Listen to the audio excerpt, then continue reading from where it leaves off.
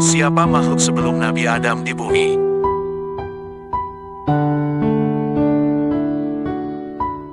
Assalamualaikum warahmatullahi wabarakatuh. Kali ini saya Edi Karyanto akan berbagi kisah Islami, semoga dapat meningkatkan keyakinan kepada Allah Subhanahu wa Ta'ala. Siapa makhluk sebelum Nabi Adam di bumi? Mengutip wordpress.com. Mari simak selengkapnya. Diceritakan dahulu kala ada orde Nisnas, manusia-manusiaan, makhluk yang menghuni dan menguasai bumi sebelum orde insan, manusia. Bangsa Nisnas adalah makhluk hidup pertama di bumi.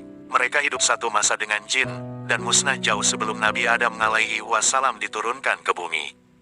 Bangsa Nisnas dipercaya hidup jauh di utara bumi dekat dengan kutub utara.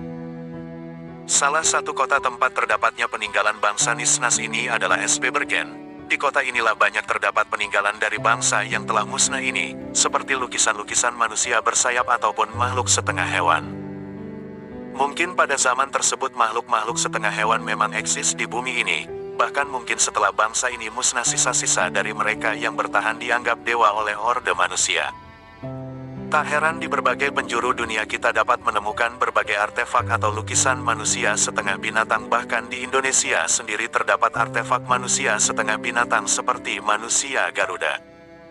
Contohnya yang ada di candi, berbentuk badan manusia dengan sayap dan kepala burung, sama dengan di Mesir dalam lukisan di dalam piramid berbadan manusia berkepala burung. Entah itu sekadar mitologi atau dahulunya memang kenyataan. Banyak legenda menyebut adanya gambaran manusia setengah hewan, misal cerita tentang manusia setengah hewan, dengan badan manusia tapi kepalanya anjing, yang dalam masyarakat Jawa disebut Aul, atau kisah Anubis dalam kepercayaan Mesir kuno. Kembali ke peninggalan bangsa Nisnas. SB Bergen terletak dekat sekali dengan lingkar kutub, di sana matahari hanya bersinar sekitar setengah bulan saja dalam satu tahun, jadi selebihnya gelap gulita, kegelapan tersebut hanya diterangi oleh aurora borealis. Banyak sekali peninggalan masa lalu yang tidak terlacak di sana. Peninggalan-peninggalan masa lalu sebelum manusia menguasai bumi. Bangsa Nisnas ini adalah bangsa yang sangat maju. Bangsa Nisnas ini diberikan kemampuan luar biasa. Satu kelebihan mereka yang sangat luar biasa yaitu mereka mempunyai kemampuan telepati yang sangat hebat. Teknologi mereka sangat maju. Peradaban mereka juga telah membangun kota-kota yang sangat megah dengan segala teknologi canggih dan tata kota yang sempurna. Bangsa Nisnas mempunyai postur yang jauh lebih tinggi dari manusia saat ini. Tak heran kuil-kuil dan bangunan yang dibangun oleh mereka begitu besar dan megah. Ras mereka dibagi menjadi beberapa, ada yang sangat mirip dengan manusia namun memiliki sayap, ada yang berbadan manusia berkepala binatang ataupun sebaliknya. Karena kecongkakan, ego dan nafsu, mereka saling berperang antar sesamanya, hingga akhirnya bangsa ini dihancurkan pasukan langit yang dipimpin oleh Azazil, gelar iblis sebelum dilaknat Allah, dan ribuan burung-burung neraka, Phoenix. Hampir semuanya musnah dalam pertempuran, yang tersisa hanya sedikit dari mereka dan peninggalan mereka, itu pun hanya diketahui oleh manusia-manusia tertentu saja. Selain di SB Bergen, peninggalan mereka pun ada di Swedia dan di suatu kawasan di Asia. Namun ada juga yang selamat dapat bertahan dari serangan tersebut dan melarikan diri. Mereka kemudian menyebar untuk membentuk koloni dan membangun peradaban kembali. Sebagian dari mereka yang berwujud manusia setengah ikan melarikan diri ke palung-palung laut yang paling dalam. Mereka inilah yang sering kita dengar sebagai putri-putra duyung. Al-Quran menjelaskan tentang makhluk sebelum manusia adalah bangsa jin, dan kami telah menciptakan jin sebelum Adam dari api yang sangat panas. Quran Surat Al-Hijr 27. Dan manusia tidak diciptakan di bumi, tapi yang diturunkan di bumi, serta ditunjuk dan diangkat Allah sebagai khalifah pengganti penerus di muka bumi atau sebagai makhluk pengganti yang tentunya ada makhluk lain yang diganti. Atau dengan kata lain, Adam bukanlah makhluk pertama di bumi, tetapi ia adalah manusia pertama, pengganti makhluk yang telah membuat kerusakan dan menumpahkan darah di bumi, itu yang menjadi kegusaran para malaikat. Pada saat bumi berumur 8.000 tahun, keadaannya masih kosong. Di sini sudah terdapat banyak biji sawi yang putih. Kemudian Allah Subhanahu wa Ta'ala menciptakan seekor unggas yang bernama Tabirunasar. Allah Subhanahu wa Ta'ala berfirman kepadanya, "Hai, unggas Tabirunasar, makanlah olehmu biji sawi itu. Apabila habis biji sawi itu, engkau akan aku matikan." Sang unggas pun memakan biji-bijian itu. Namun, Cara memakannya diatur, pertama, sehari 1 biji yang dimakan. Setelah semakin berkurang, maka kini dimakannya hanya 1 biji sebulan. Biji sawi itu semakin berkurang saja. Oleh karena begitu takutnya terhadap kematian, maka sang unggas hanya memakan 1 biji dalam setahun. Namun, akhirnya tetap habislah biji-biji sawi itu. Tabirunasar pun akhirnya mati. Setelah kematian tersebut, kemudian Allah Subhanahu wa Ta'ala menciptakan makhluk lain sebagai penghuni bumi, yaitu 70 orang lelaki. Namun tidak semuanya langsung diciptakan, melainkan satu persatu Allah Subhanahu wa Ta'ala menciptakannya. Apabila seorang meninggal, maka langsung diciptakan yang lain. Masing-masing dari mereka berumur 70.000 tahun. Konon, setahun pada masa itu sama dengan 1000 tahun pada masa sekarang. Tatkala telah mati 70 lelaki itu, kemudian Allah ciptakan jin. Dan dia menciptakan jin dari nyala api. Quran Surat Ar-Rahman 15. Sebagian dari jin-jin itu ada yang berkaki 4, berkaki 2, dan terbang. Kemudian Allah Subhanahu wa Ta'ala mengutus seorang yang bernama Yusuf untuk memberikan pengajaran ilmu dan syariat agama. Namun, jin-jin itu banyak yang mendustakan ajaran-ajaran tersebut yang menyebabkan Allah Subhanahu wa Ta'ala mematikan semuanya. Penghuni bumi berikutnya adalah suatu makhluk yang berpasangan. Penampakannya seperti binatang yang keluar dari dalam neraka. Binatang itu pun beranak, dan anaknya dinamakan dengan Azazil.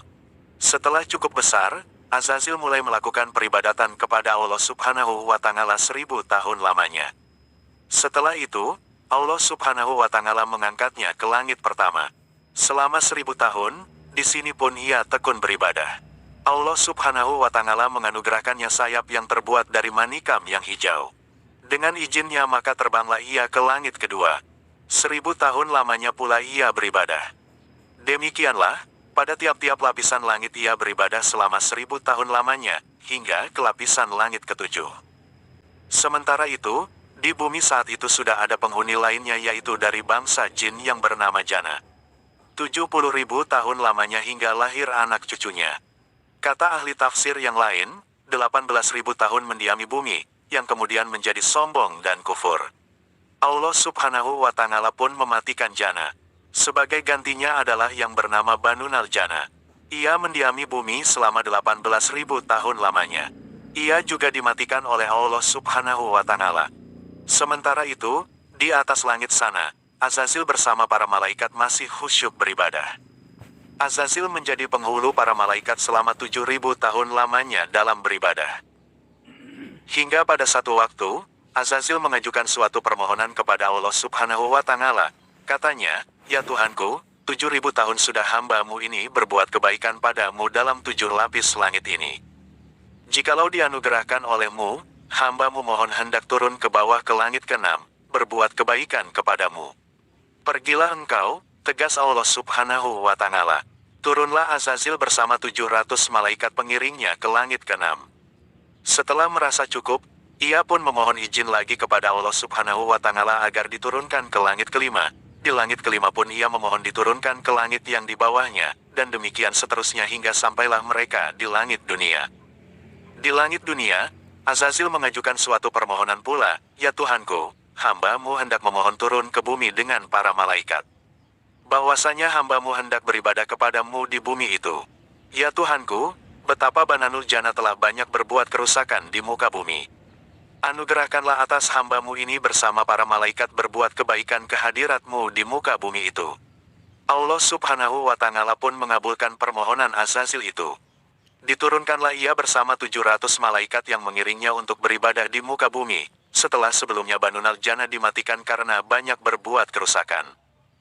Memasuki 8.000 tahun waktu peribadatan, Azazil mengungkapkan hatinya bahwa di muka bumi inilah ia begitu betahnya, dan tidak ada tempat lain yang membuatnya demikian betah. Dan memohon agar selamanya ia berada di muka bumi untuk berbakti kepada Allah Subhanahu wa Ta'ala.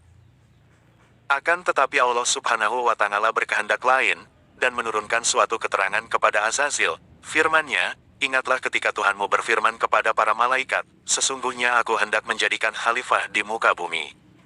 Quran Surat Al-Baqarah 30. Mendengar firman tersebut Azazil iblis menjadi berduka, disebabkan dengkinya. Mereka para malaikat pun bertanya kepada Allah Subhanahu wa Ta'ala mengenai siapa yang akan menjadi khalifah itu. Adam namanya, jawab Allah Subhanahu wa Ta'ala.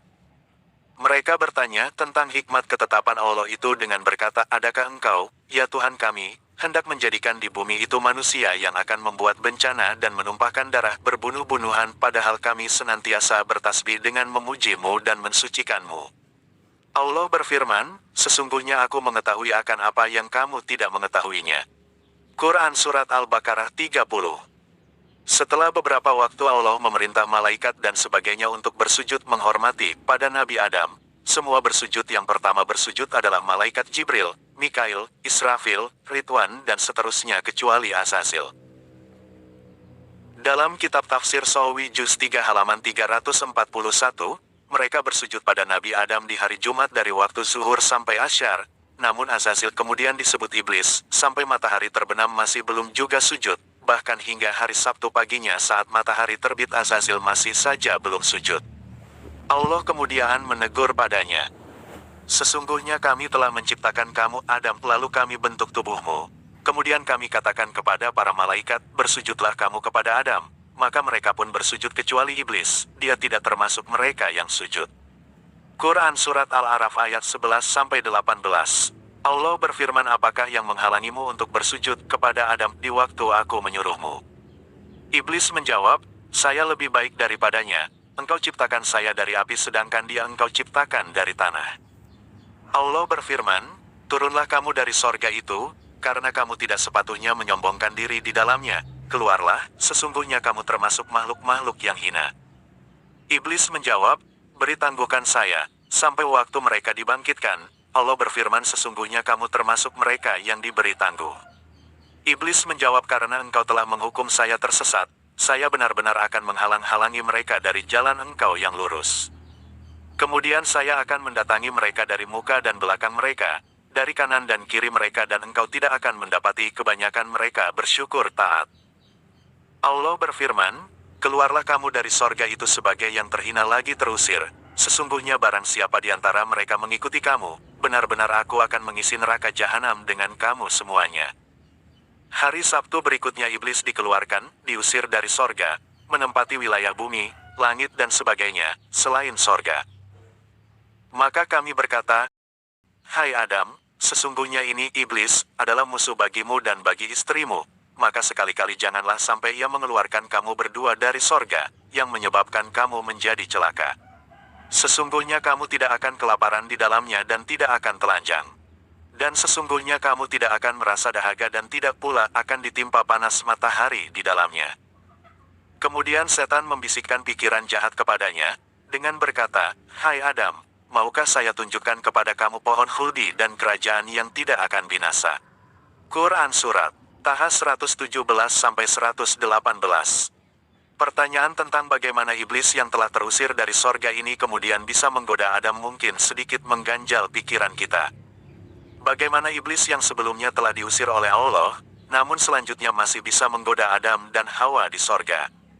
Para ahli tafsir Al-Quran banyak yang mencoba menjawab pertanyaan ini. Ringkasnya, iblis memang diusir dari sorga dalam hal menetap tinggal, tetapi tidak berarti iblis tidak bisa berhenti berupaya masuk di sorga. Sehingga iblis memang masuk ke sorga dan menggoda Adam dan Hawa di dalamnya. Ada pendapat yang mengatakan bahwa penolakan iblis untuk sujud kepada Adam AS merupakan bukti kelurusan tauhid iblis. Karena iblis hanya mau sujud kepada Allah Subhanahu wa Ta'ala, bukan kepada makhluk, sesuai pernyataan iblis bahwa dia tidak akan sujud kepada manusia yang manapun. Quran Surat Al-Hijr 33. Tetapi sikap pembangkangannya terhadap perintah Allah Subhanahu wa Ta'ala untuk bersujud kepada Adam adalah juga pelanggaran, maka tauhidnya gugur. Mereka bertanya tentang hikmat ketetapan Allah itu dengan berkata, adakah engkau, ya Tuhan kami, hendak menjadikan di bumi itu manusia yang akan membuat bencana dan menumpahkan darah berbunuh-bunuhan padahal kami senantiasa bertasbih dengan memujimu dan mensucikanmu. Allah berfirman, sesungguhnya aku mengetahui akan apa yang kamu tidak mengetahuinya. Quran Surat Al-Baqarah 30. Semoga bermanfaat akhirnya. Assalamualaikum warahmatullahi wabarakatuh. Jangan lupa like, komen, dan subscribe.